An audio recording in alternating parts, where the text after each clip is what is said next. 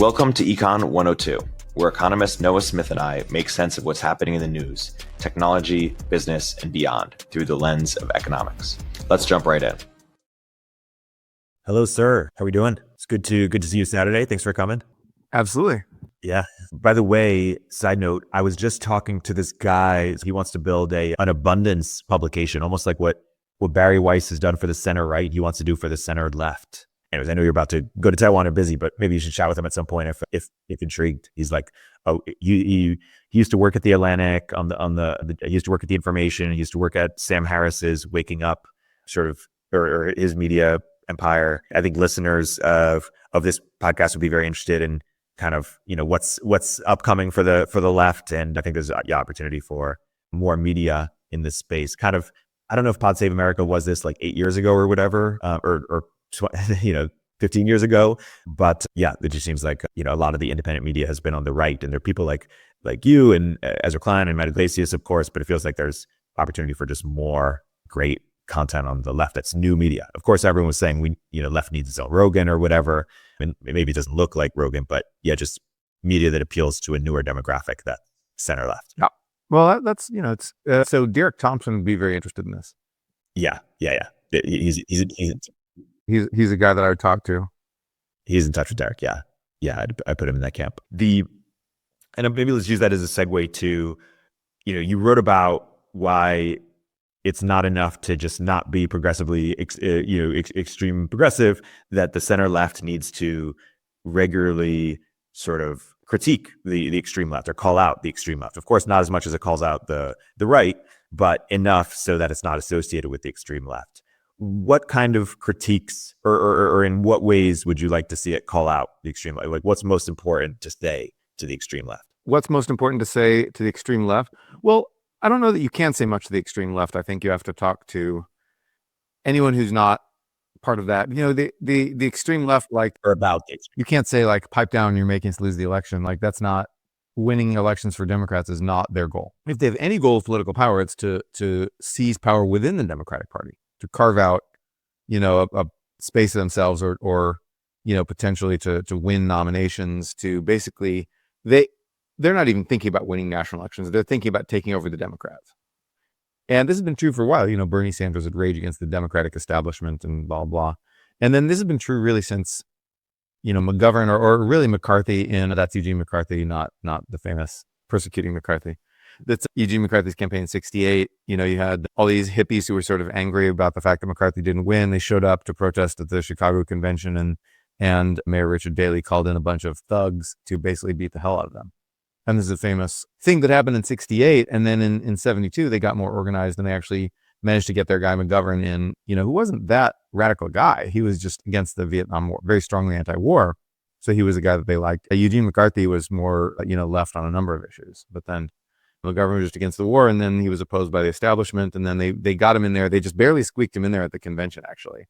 And then he just absolutely trounced by Nixon. And then, so you've had this multi-generational struggle of the left in America to sort of gain control of the Democratic Party, and they keep failing. And so I don't think that they are gonna I think that the radical right to some degree does pipe down so Republicans can win the election sometimes, although not all the time. We didn't see alt-right people in 2016 piping down. You did see some internal battles with alt-right people trying to fight the cuck-servatives and reinvigorate the right and blah, blah, blah. And I think that wave is mostly spent. And you saw in 2020, you didn't see, or 2024, certainly, you didn't see much rightist energy. Right. Yeah, we don't really talk about the alt-right anymore. Yeah, you never hear about them. And I don't think I don't think that many of their ideas got mainstream. Anti-immigration stuff obviously did. But other than that, I think that, this idea of Western civilization, we got to defend Western civilization and blah, blah, blah. No one Trump and his people don't talk about Western civilization. It's hokey. And it's, and the idea of the great replacement, Tucker Carlson will still talk about it, but I think most of the Republicans have noticed that Latinos, and Asians and some degree Black people, to a small degree Black people, are actually shifting toward them because of conservative values. Conservatism is back in, and alt-rightism is sort of piping down, I would say, except for the Russian fueled anti-Semitism bots on Twitter. But I think that, people on the right are starting to realize that those are actually detrimental to their cause. And that when you have things like the guy who went up and shot up a synagogue in Pittsburgh for white supremacy or whatever, or the guy who in El Paso shot up like some immigrants for like whatever anti-great replacement stuff, this is detrimental to their cause. Like those guys aren't heroes to them. Those guys are just, they're not helpful at all. Like those hurt the cause. I think they've realized that. They've realized that they have an honest to God multiracial coalition in America. And I think that this has made them feel suddenly a little more confident and secure. And that's going to take a couple cycles before that really sinks in fully. But I think it's starting to sink in that like the conservative coalition in America is not just a white coalition, that, Hispanics and Asians and even a few black people vote for conservatives. And I think, and you saw this, Matt Iglesias and Derek Thompson were talking about this on X today. They were talking about how essentially a bunch of working class Latinos have no interest in progressivism at all. And, I grew up in Texas and I could have told you that. But then I guess that took people a while to figure out because, most educated progressives, the only like the Latino people that they meet are like the, sort of like Latinx leftist activist types that they meet in college, right? Who are not, who went into those, educated progressive spaces to escape the working class Latino culture, which dominates the electorate. So they're weird. They're not normal. They're not average, And so I think that gave a false impression. Yeah. And so regular critiques would just be making sure, hey, if there are anything close to sort of what we saw in 2020 in terms of the protests, some of which turned into riots, to just not stand for it, basically not cave in or cower to the most fringe parts of the party. Right. And so, yeah, so I mean, I think there's a couple of pieces here. The main piece is that the media environment has changed. If you were sort of like a swing voter in 1992 or 1996 or something, what was your typical interaction with Democrats in the progressive movement? Your typical interaction with them was seeing Democratic politicians give speeches on TV, seeing news commentators talk about Democratic stuff, seeing, opinion columnists write like center-left liberal stuff. That was your contact with them, right? And so some people had memories of the kind of the street activism of the 70s, and you still occasionally heard about a radical activist, but then you could have Bill Clinton, sort of disavow one single black radical activist in 1992 named Sister Souljah, and that was enough. And then all the news people who sort of they intellectually knew about all the radical activism of the 70s, they ran with that. They said Bill Clinton doesn't stand for that. And then you, as a swing voter, would believe them because that's who you saw. You saw CBS News and CNN, whatever, and the New York Times or whoever you read would just tell you Bill Clinton doesn't stand for leftist radicalism. He doesn't stand for Black power radicalism. He, et cetera. And then you believe it, right? But now, what if you're a swing voter? What's your typical interaction with the broadly defined left? Well, you see, wacky Palestine activists on Instagram, on X, on TikTok, whatever you're consuming, right? You see those wacky activists, and you see a bunch of, Bernie dead enders sort of screaming about not just Palestine also, but like, ha ha ha, look, a CEO just got murdered or something very radical like that. And so you need the elite, the Democratic elite, the progressive, people who are in charge of the progressive movement, people who are in charge of the Democratic Party are going to have to work a lot harder than Bill Clinton did to disavow those people, because, regular folks are seeing those people every damn day, and your even in real life, your bridge is getting blocked by Palestine people. You can't get to work, and then what Democrat is saying, shut the fuck up, stop that. That's not what Democrats stand for. And so you need the contact with the grassroots radical progressive activists is so much more frequent and intense than it was back in the days of gatekept media, that Democratic leaders and progressive leaders as well, movement leaders too, are going to have to disavow the radicals more often and more loudly than they did ever before. and are going to have to even pick fights with those people. You can't just say one mean thing about Sister Souljah and have that sort of totemically stand for your moderation for decades. You need to have more of those moments because each one is not going to go as viral. Yeah, that makes sense. It is interesting. I mean, if we're talking 2 years from now or something, as we're looking, at midterms, do you think the new left, or sort of the left of what we, that will be 2 years from now, is it sort of same policies, just way better messaging? Do you think there's a big pivot on policy how do you think about what's sort of going to win out? So I think that policy is a relatively small part of this, because I think policy matters to nerds and wonks. And those are people who Kamala Harris overwhelmingly won. People who are glued to political news voted for Harris. It's the regular people who kind of are tuning out politics after a decade of being harassed on social media, for cultural appropriation, for celebrating Cinco de Mayo. It's those people who aren't paying attention to the particulars and are kind of tuned out here. And so I think that announcing policies that only affects nerds and wonks. You've got to do more sort of mass messaging. And so, Trump understands this. He's actually pretty good at this. His McDonald's appearance was pretty good. I don't know that he's the best at that. I think that Bill Clinton was probably the best at that. And Obama was good at that. I think he connected at the grassroots a lot. I think Trump is pretty good at it. And I think that Reagan was great at this. And you just need candidates who are good at this, who are good at sort of mass media messaging. I think that some candidates are good at mass media messaging to a dedicated following, but then, sort of come off as irritating to people beyond that following. So I think Bernie Sanders is a good example of that. I think that I think that we misinterpret Bernie's, almost success in 2016. I think it was because he represented an anti-woke alternative for the Democratic Party, and people were very, very concerned about the woke direction that Hillary Clinton was trending, and people also just personally disliked Hillary Clinton. But I think that Bernie got this flash of enthusiasm because he was anti-woke, and then when in 2020, when Bernie's campaign was much more woke, he just hemorrhaged support, I think. Yeah. And so we misinterpret this as this reservoir of working class populism out there ready to vote for Bernie. There's a little bit of that. But I think that it was more about a protest vote against wokeness. And so I think that Democrats have by and large realized that the woke moment's over.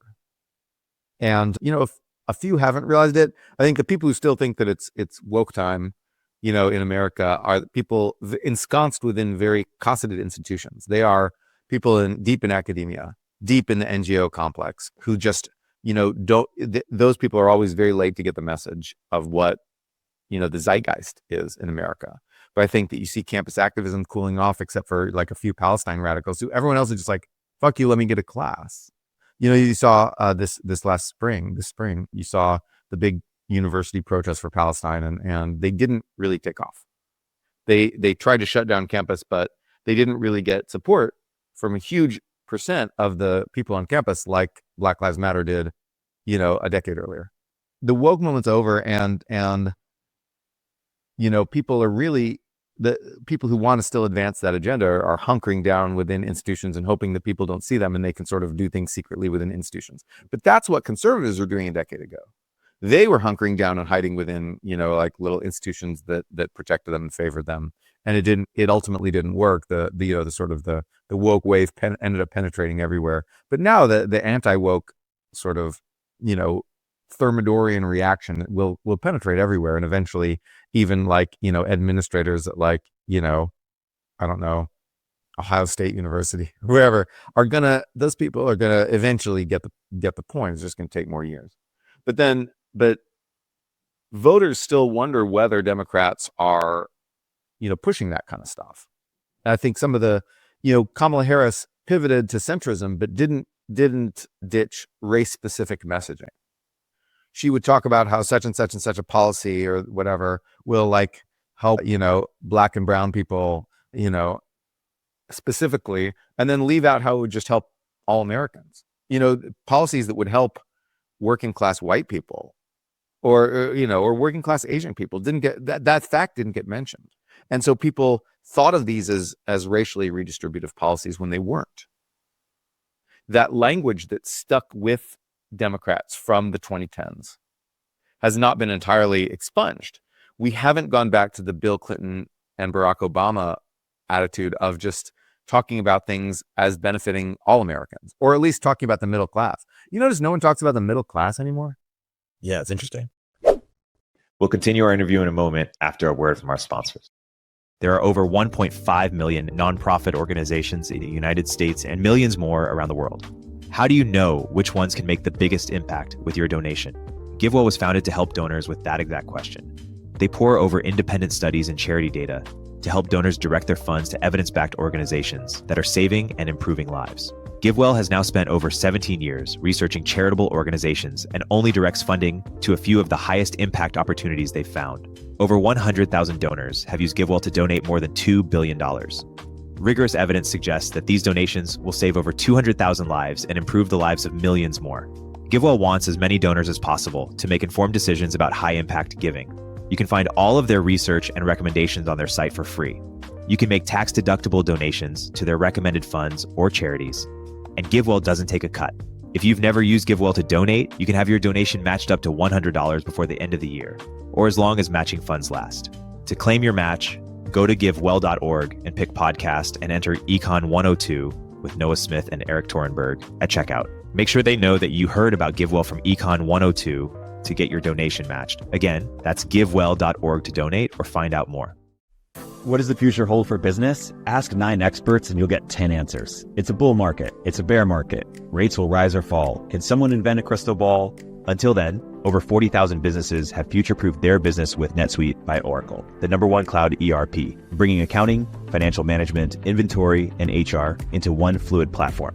With one unified business management suite, there's one source of truth, giving you the visibility and control you need to make quick decisions. With real-time insights and forecasting, you're peering into the future with actionable data. And you're closing the books in days, not weeks. You're spending less time looking backwards and more time on what's next. If I had needed this product, it's what I'd use. Whether your company is earning millions or even hundreds of millions, NetSuite helps you respond to your immediate challenges and seize your biggest opportunities. Speaking of opportunity, download the CFO's Guide to AI and Machine Learning at netsuite.com/102. The guide is free to you at netsuite.com/102. That's netsuite.com/102. It's not because the middle class is gone. There's still a middle class in America. If you look at a distribution of income, distribution of wealth, anything else, it's still a single peak distribution. We don't have a bifurcation into working class and professional class. That doesn't actually exist. It may exist in education, right? We have this bifurcation in education. So I think education is now the real marker of class in America, but you don't see a bifurcation of income. You don't see a bifurcation of wealth. We still have this big mass in the middle, and nobody talks about it. Like, everyone wants to say that they're working class, but nobody talks about the middle class. Mark Andreessen had this framing on the Joe Rogan podcast where he said it, and it's obviously a simplification, and because of that, it's wrong. But I'm curious if it's directionally, if there's something to it, where he said on the left you have sort of like the top and the bottom, and that obviously there are a lot of billionaires who are right wing, but most college educated people are left wing, and then a lot of really poor people are left wing, but then a lot of people in the middle, sort of went for Trump.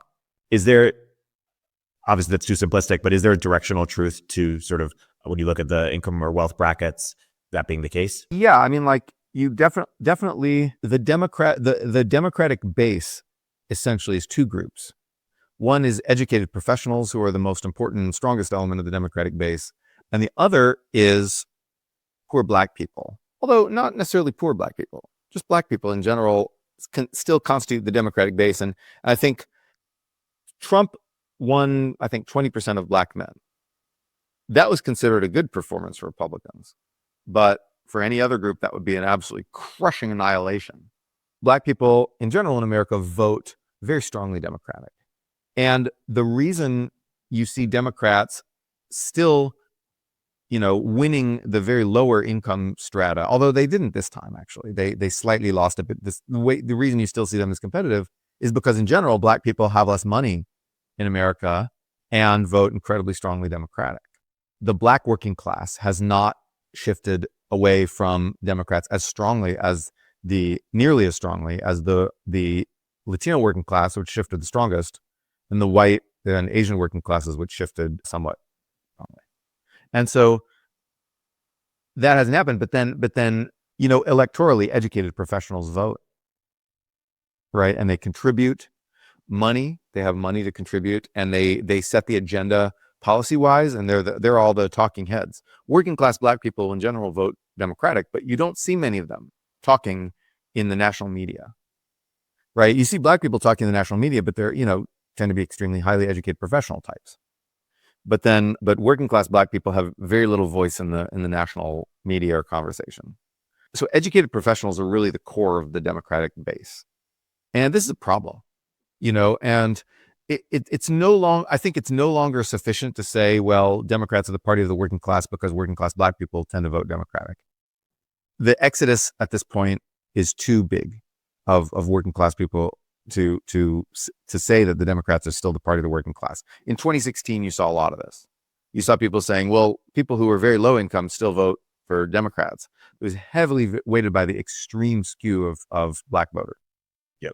Whereas working class Latino and white people are already starting to drift away at that point. That drift has just become so pronounced it's impossible to ignore. And so we have to regard educated professionals as the core of the Democratic base. And one problem is that a lot of the ideas that prevail within educated professional circles are not, that they're not even being discussed, much less popular. So for example, the term Latinx, there was an active debate within educated professional circles about whether this is a good term to use. Some people said yes, some people said no. It was debated and contested. A friend of mine who's an Asian woman got chided by her white male boss for saying Latino instead of Latinx in, I think, 2018. That was silly because if you go out to the wider America, beyond the confines of educated professional spaces, there was no debate. Everyone just hated that shit. Everyone just despised it. It was essentially a racial slur. Latinx is regarded as a slur. And you saw that Hispanic people, Latinos who became aware of the existence of this term, started to vote for Trump.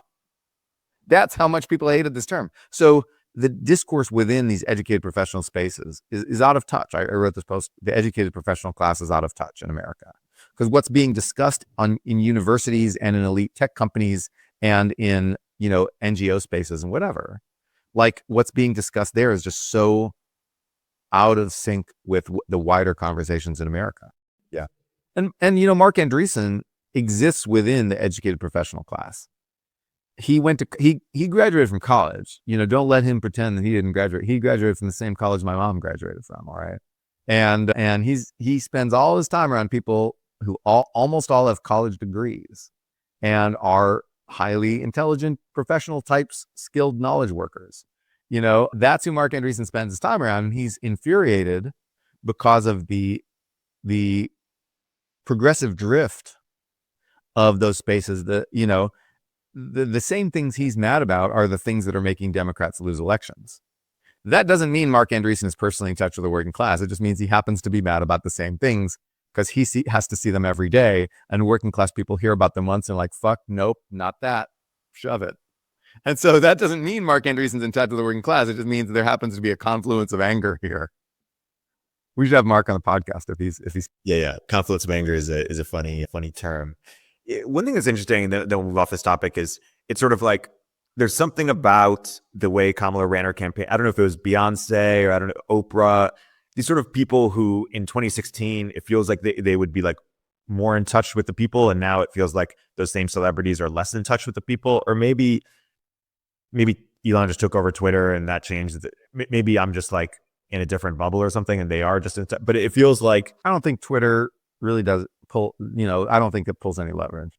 Yeah. I mean, like the usage is so small and it's all just politics junkies. And politics junkies voted for Kamala. Right. Well, I guess put aside Twitter, do you think the same celebrities that sort of the Democrat Party appeals to have the same kind of pull that they used to, or it was never really about celebrity who that's just irrelevant? Just sort of the, Oprah, sort of Beyonce, this kind of aesthetic, if that makes sense. I can't say, I don't know. I'm not in touch enough with the people to know how much the average person cares about Beyonce or Oprah. I don't know. I like Beyonce. I think she's a good musician. I've never watched Oprah once in my life. I don't know anything about what Oprah is about. Yeah, I don't know if people are paying attention to that. Like, I think that when I was a kid in the 90s, so the pull of celebrities was very big. If a celebrity said something, that mattered. I'm not sure that's so true anymore. I think there's been populism in the entertainment and cultural space to the point where celebrities are still famous and they're still rich, but they're not authorities, cultural authorities in the way they were before. You can't, a celebrity has to follow the tide of the organic zeitgeist on social media. If of course, they're not really getting quote unquote canceled, but if the people on social media, on Instagram, get mad at you, and just decide you're on their shit list for the week, you don't have authority to tell them what to think anymore. This may change with the shift back toward push media on YouTube and TikTok, maybe, but I don't know. It's hard for me to say. And I think that's why we should get Catherine D on here. That's why we should get David Marks on here, actually. You know David Marks? I don't know him personally, but I know of his work. Yeah, he writes about culture, and he writes about the sort of like he's writing about how the internet has changed sort of status, how we allocate status in the world. I think it's pretty good. He's sort of consummate Gen X hipster. He's still mad that everybody just likes poppy stuff and we don't have, hipster died. Yeah. Cool. Yeah, we'll get him. Well, maybe we'll use that as a segue. We're nerds and wonks here at Econ 102, even if the population isn't. And maybe that's a segue to, you wrote a bit about health insurance, and while everyone is focusing on how jacked Luigi, the murder is, let's talk about any misconceptions around health insurance and why people's ire and anger towards United Healthcare and related companies is perhaps a bit misplaced. You also wrote about the Tyler Cowen episode, which made you kind of rethink some things too. What do you talk about? What about Tyler? Oh, you mentioned in the 5 things, there's a marginal revolutions piece. About national health insurance? Yeah. Okay. We'll talk about that. Yeah. So people hate health insurers. They love doctors, and they're sort of, I think, sort of neutral toward hospital themselves because of how they interact with these people. When you go to the medical system, right? Suppose I have a pain in my neck. All right. That happened to me. I herniated some discs, or at least one disc in my neck, maybe 2, I think. So I went to the doctor. The doctor, the receptionist is like, "Oh my God, let me get you scheduled right away." The nurse is like, "Oh my gosh, that's so horrible." They don't ask me for money up front. They just give care. And if, everybody loves the word care. We care for you. And the nurse comes and the nurse says, "Where does it hurt? Just tell me where it hurts." They don't ask for money. This isn't a business. I'm here to care for you. Tell me where it hurts. And the doctor says, "Here's what I'm going to do for you. I'm going to prescribe you this MRI. I'm going to prescribe you these medications. I'm going to do all these things." Then you go and get the MRI. And the technician is like, "Oh, here, let me give you a pillow for your head." They provide care. They don't ask you for money at all. Then you go home and the medical portal tells you, you have a bill, right? Your bill is for $2,000 for this MRI. And then you look, you're like, $2,000? Why didn't my insurance cover it? And then you see that it did. And the actual amount they billed was $10,000 for an MRI. You can get an MRI for free. You can get an MRI for $1,000 at Simon Med Imaging. UCSF was charging $10,000 for an MRI. Part of that is because they send it out to a specialized radiologist who then takes a quick look and is like, herniated disc, cool, and then sends it back. But you're getting charged as much, and now I have a $2,000 MRI bill. This really happened to me. Those are actual numbers. Did the doctor who prescribed the MRI know how much it was going to cost? I don't know, but they didn't even look into it. And they certainly didn't tell me about it. And they certainly, when they set up the appointment with UCSF, instead of saying, "Oh, would you rather get it at a cheaper place at Simon Med," which charges literally 10% of the price, they didn't even consider that, right? They didn't even think about this. They didn't even offer me the chance. They didn't give me a heads up. They may have looked into it and just kept it from me, or they may have not looked into it, but it wasn't in their incentives. It wasn't in their considerations for what they did. They're just like, "I provide care." Then later you get the bill. The insurance company plays the bad guy.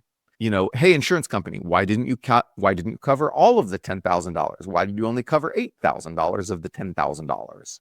You assholes. What do I pay you for? And what if they had denied coverage? Plenty of people get denied coverage for stuff, and so then the insurance company is the bad guy. They're hired to play the bad guy, but who's actually getting the money? If you look at the profits of insurers, right? Your typical health insurance company makes a profit margin of 1% to 3%. The average profit margin of the S&P 500 is 12%. And these insurers are out there making 1% to 3%. They're basically operating at cost. This is practically a non-profit organization, right? And United Health Group, so the guy who got murdered, Brian Thompson, was CEO of United Healthcare, which is a subsidiary. That's the health insurance subsidiary of a broader company called United Health Group. United Health Group itself does other lines of business, such as being a healthcare provider, doing pharma stuff, and they make all the profit on that. So they have a profit margin of 6%. The whole group has a profit margin of 6%, up to half of the S&P average. And it's because they have these non-insurance arms. Their insurer has shit profitability too. Health insurers don't make any profit, right? They'll pay their executives like a bit of money, but they don't really make any profit. And so if health insurers, chose to become nonprofits and to donate every single cent of their profits to you getting cheaper healthcare, right? Your healthcare costs would go down by a tiny percent, maybe like 1% to 3%. And if United Health Group donated all their profits to you, it would only go down by like a small. And so the reason you're paying all this money, the reason I paid $2,000 out of a $10,000 cost for a fucking MRI was not because of my health insurer. It was because of my provider. It was because the hospital charged that much. It was because the people they outsource stuff to, the people they paid for the MRI machine, or the radiologist that they sent this thing off to, and those people charge a lot too. But the hospital, UCSF, charged an arm and a leg for this service that I could get for $1,000 at Simon Med. And it was also because the doctors and the people who processed my appointment, or no one in the system had any incentive to tell me ahead of time how much this was going to cost me. No one had any incentive. I don't know if the doctor knew. My doctor's a great doctor. I love my doctor, but my doctor didn't think about the cost and isn't paid to think about the cost. And so the people who are actually charging us are hospital administrators that we never interact with. Those are the people who charge us an arm and a leg for care, right? And it's not the insurer. The insurer is making like almost zero profits here. And that's just a fact that people don't understand, because their interactions with the insurer is so negative and so adversarial. And they know the insurer has this toxic incentive to deny them care, to deny them coverage. I mean, not to deny them care, but to deny them coverage, to say, oh, you got this thing, we're not going to pay for it ex post, right? Like, that's a toxic adversarial relationship. That's a negative incentive in the system. And they know this. And yet their interaction with the insurers are so negative that there's this natural need or desire to blame the insurer, to make the insurer the bad guy. But that's what the insurer has been paid a relatively paltry sum to do, right? They're paid to play the heavy. They're paid to play the bad guy, just like when you pay McKinsey to come in and tell you to fire the people you're already going to fire. Right? You pay some 23-year-old McKinsey consultant right out of Stanford to come in and tell you, well, actually, you should fire this person, this person, this person. That was already on your list of people to fire. You just wanted this asshole 23-year-old to be the one to say it. You pay them to be the heavy. You pay them to be the bad guy, bad cop, right? And so the provider gets to play good cop. The provider just provides you care. And so people naturally think that, like, the provider is giving them free care.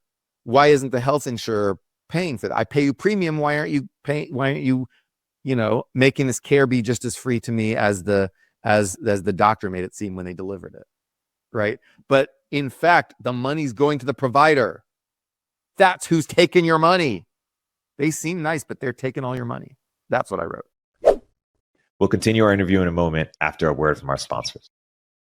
Our sponsor for today's episode is Carta, the end-to-end accounting platform that's purpose-built to power the strategic impact of the fund CFO.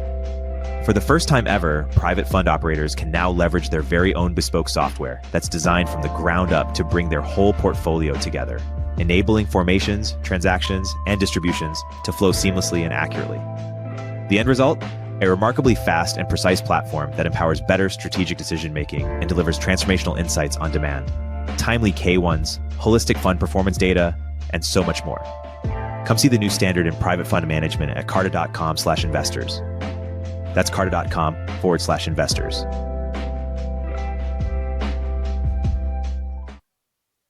Yeah. And that's a good overview. And what was the thing that Tyler Cowen said that made you that updated your views on sort of national health insurance? National health insurance is the way that every other country controls these costs. The provider says, we're going to charge you $10,000. And the national health insurer says, no, you're not. You're going to charge $1,000 like Simon Med does. And they say, well, we're just going to, bill this extra to the person. And the insurer's like, no, you're going to just charge less because we're the one who buys all your stuff. If we decide to no longer buy stuff from you at all, you're fucked. And so we have the monopsony power, says the national health insurer of France or Taiwan or Japan or, anyone, Germany, any of these countries. They have a national health insurer who just negotiates down the prices. And so that's how you do it. If you want cheap healthcare, that's what you do. That's the only thing we've ever found that works, right? Competition isn't going to solve it because Simon Med's out there providing the competition, yet my doctor didn't even tell me about Simon Med. When I got the $10,000 MRI, the $1,000 MRI was out there. I could have just gotten it there, but I didn't because the system had no incentive to tell me about the $1,000 MRI. How do you change that incentive? You get a national health insurer to say, guess what? $1,000 is the price now. Get with the program. And then they charge $1,000. And then you have a less nice looking hospital and you have some hospital execs getting paid less and you have hospitals have to make difficult decisions about staffing and you have all these ways of squeezing costs, right? One of the ways that costs get squeezed is less innovation. And that's what this paper that Tyler linked to was about. It showed that when our Medicare system just decreed that prices for certain things will be lower, innovation went down in those spaces by quite a bit. That's scary. We don't want less innovation. And it's true that national health insurance systems that bargain down prices in other countries are to some degree, we don't know how much, but to some degree, that means they're free riding on our innovation because innovations come over there from here and they pay less and we pay more. And we subsidize their new stuff, new MRI machines, new drugs, whatever. And so we don't know how much, it's not that doesn't explain all the price difference, right? It's not that there's a lot of just like stuff, profits that or inefficiency, profits and inefficiencies on both sides. We could squeeze out of the system without reducing innovation probably. So the same paper that finds that national health insurers price reductions decrease innovation, the same paper finds that in sectors where profits are very high, they don't. Where profits are relatively low, you end up squeezing out innovation. Where profits are very high, you end up squeezing out the profit and probably the inefficiency. So there are ways that a national health insurer, if it's smart, can pick and choose its battles and tell where to squeeze the providers and where not to squeeze, where to encourage innovation and where to just squeeze out inefficiency or squeeze out excess profits from the system. And which are really monopoly profits, by the way. Those profits come from monopoly power, of a hospital, of a device maker, of an outsourced firm that just has a high market share, whatever. There's a lot of monopoly power in the system, and a monopsony can sort of squeeze that out. But you don't want to squeeze out the innovation, so you have to be very careful, and you can't just go around squeezing absolutely everybody, and so that's a problem. That means that we need competent government if we're going to reduce costs with the government. But nobody knows a way to reduce costs without the government. Competition ain't getting it done. And so why don't we have a free market in healthcare? The more of that we have, the more, we just have these toxic incentives to just overcharge people. When you look at other countries and how little they pay, it's national health insurance that does that. The question is, how do we minimize the loss of innovation that would come from, sort of clumsy application of the monopsony power of national health insurance. So, you want cheaper healthcare, that's how you get it, but there's risks and dangers to that approach. People say Singapore has the best sort of balance of public or as a model of sort of, hybrid public private health, like the best of each as opposed to the worst of each that we have. Are you sympathetic to that, or have you looked much into the Singapore model? Looked as much into the Singapore model, but I think it's roughly similar to the Japan-Korea model, which is definitely the best. So Japan and Korea, the government pays for 70% of everything. Any procedure you get, any appointment you get, whatever, any drug you get, the government will pay 70% of that. The other 30%, you can either find insurance for, or you can just pay out of pocket. So that's what ends up happening. So a lot of people just pay out of pocket. A lot of people get private insurance. They have employer-sponsored insurance, just like we do, for that 30%, right? The 70%, the government pays. And it really negotiates down prices very hard. And so you go into a Japanese hospital, it looks like a hospital from the 50s. It's very spare. It's, you go into a nice American hospital, everything's lush and they have all these screens and plants and blah, blah, blah, blah. Japanese hospital looks very bare bones, right? And a hospital is like a medical mill in Japan. It's like a big industrialized thing. You don't have all these fancy private practices out there. You have doctors work through hospitals. People get pretty good medical care in Japan.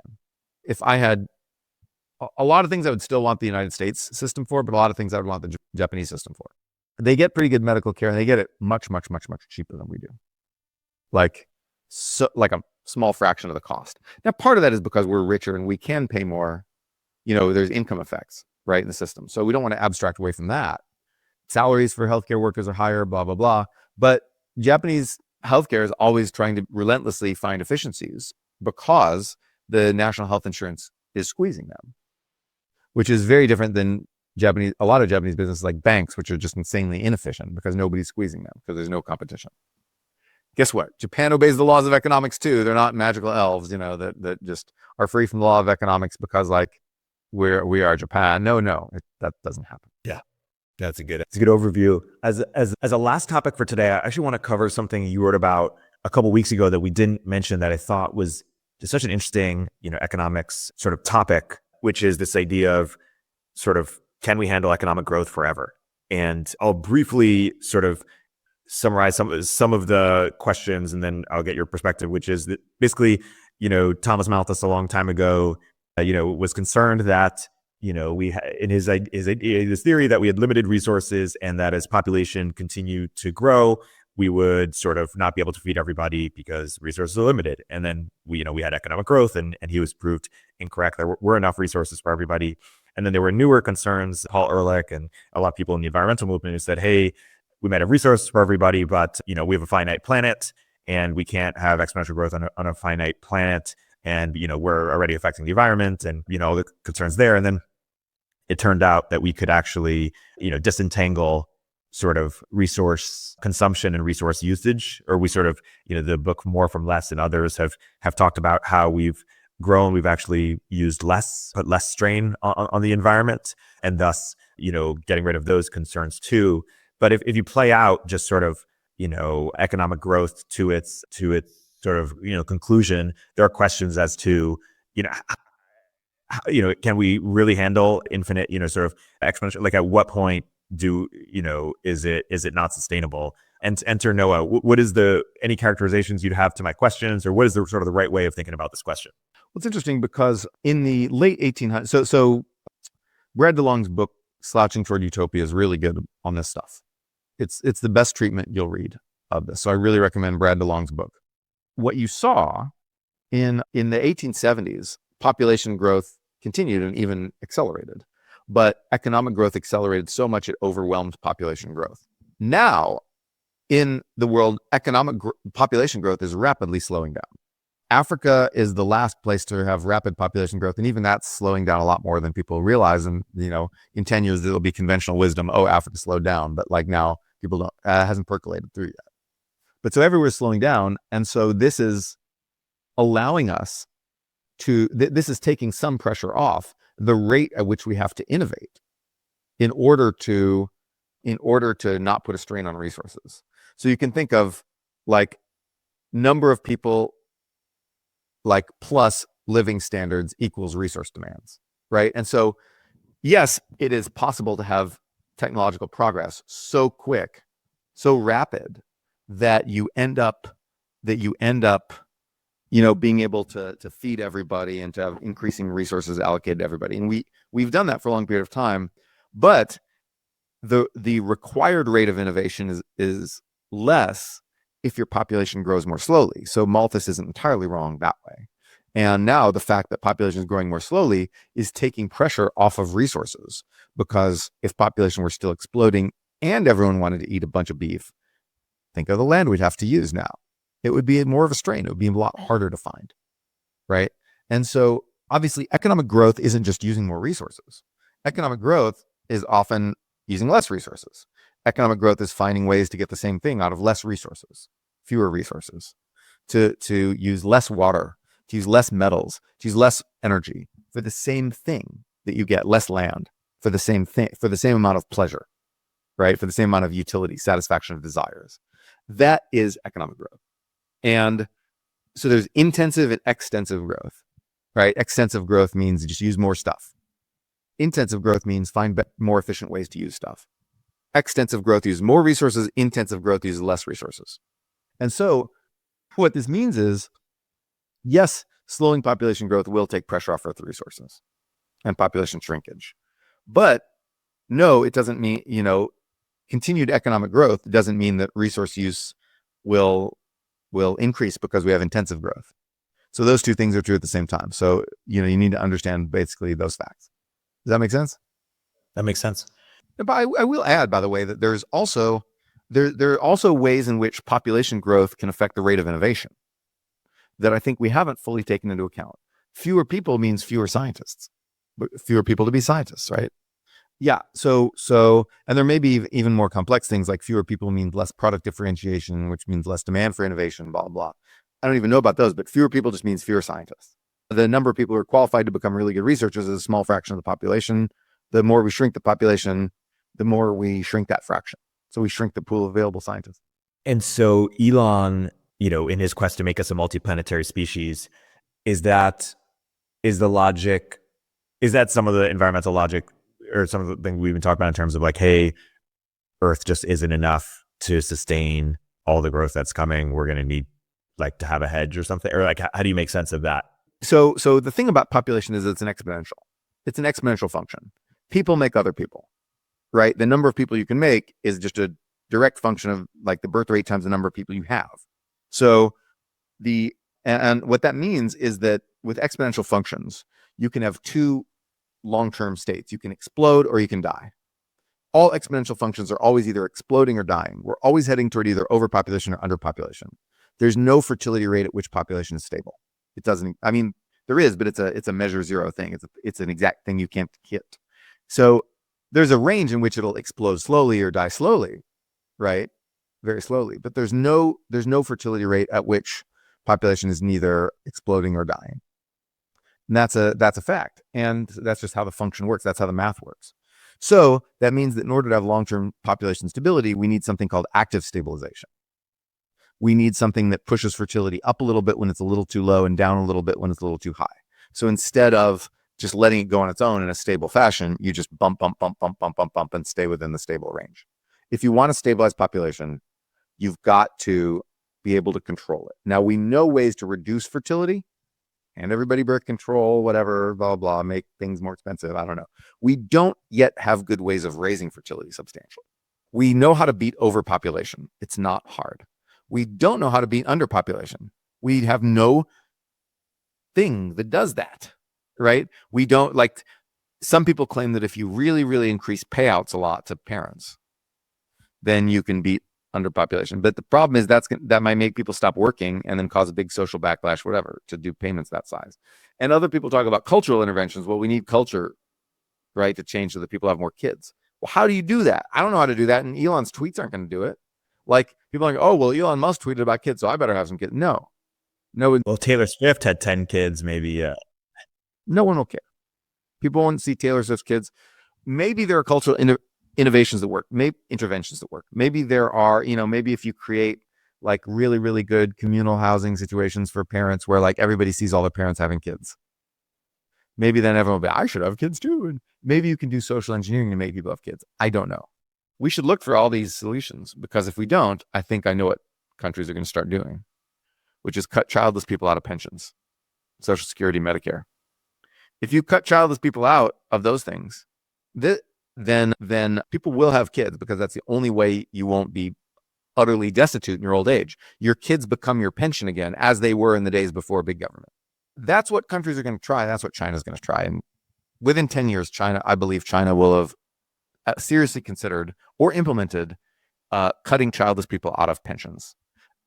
I don't know if they'll have done it, because people will get really mad, and China's always like worries about revolution and stuff like that and popular anger. But I think that they'll consider it, and some country with really good dictatorial control might actually do it. So like if North Korea thinks that their fertility rate's going too low, they'll just do this. On a much smaller scale, I mean, you saw JD Vance with the sort of childless cat ladies comment, sort of try to create this like, this group of people that don't have kids, like as an out group or something, but stigmatize them with your tweets. Look, no one's going to have kids because they're afraid of JD Vance insulting them. Yeah. But that was just the first example I've seen of just like acknowledging that there's this block. Sure. You can be a dick toward people, but it's not going to change them. Like, what changed? Ultimately, there's got to be some technological solution here, I think, because what has solved fat? Ozempic. Fat shaming never solved fat. Yeah. Like just saying, fat shaming did something, but like it restrained the growth of fat, perhaps. In Japan, it probably did more than here, but the point is that Ozempic is just clobbering obesity. We always have to innovate our way out of things. What technological inventions could create more people? Well, you could have artificial wombs, which is very, very far off. That's so insanely hard.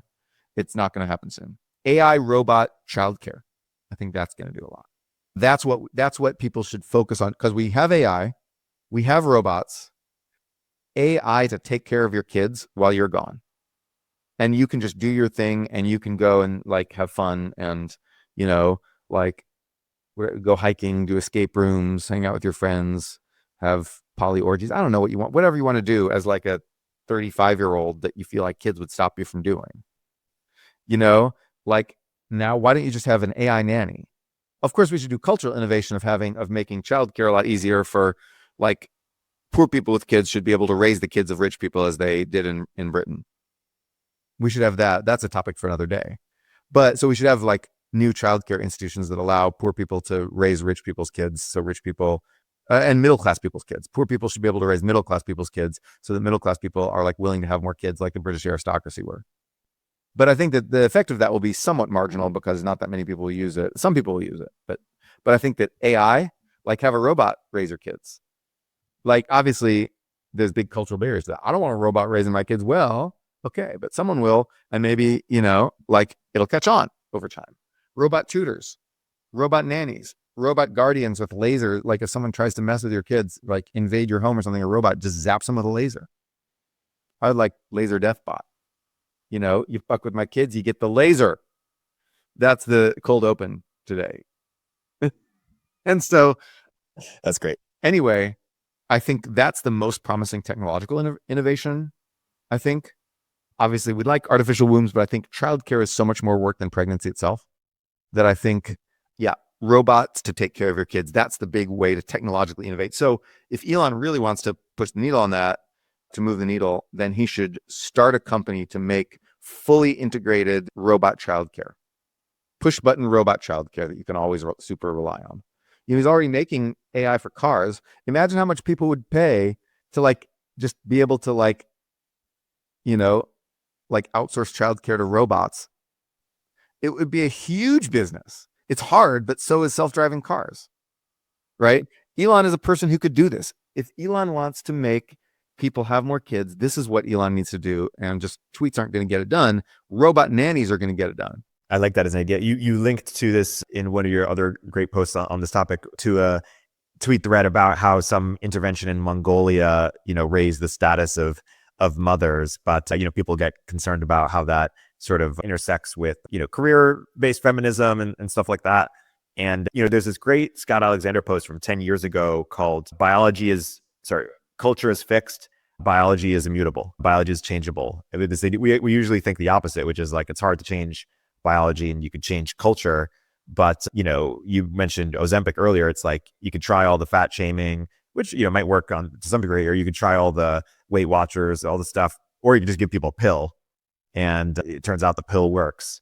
And so, yeah, a lot of people are, it'll be interesting to see what can work here, cultural interventions versus technological or biological ones too. No, I believe in technology long term.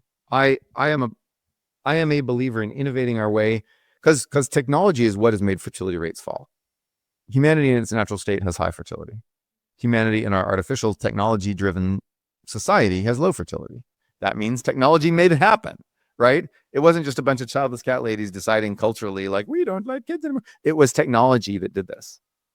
And it's technology that will get us out. I think that technology fixes the problems of technology. Mark Andreessen will like this cake. Yeah. Well, this is my biggest critique with, and I'll let you go in a minute. This is my biggest critique with conservatives is they don't appreciate technology. They trying to bring us back to the 1950s often, but the world's not going back. And technology is here. The pill is here. The, dating apps are here. Like, feminism is here. Like, it's not going away. And so, yeah, both technological innovations and cultural innovations, the only way out is through.